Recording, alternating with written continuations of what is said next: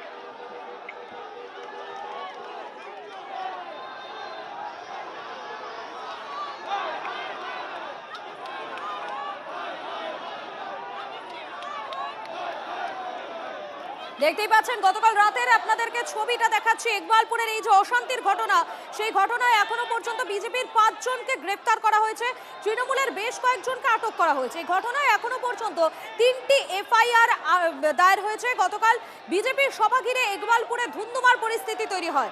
ইকবালপুর থানার সামনে বিজেপি তৃণমূল সংঘর্ষের ঘটনা ঘটে। রাস্তায় বসে বিক্ষোভ দেখাতে থাকেন বিজেপির প্রার্থী রাকেশ সিং।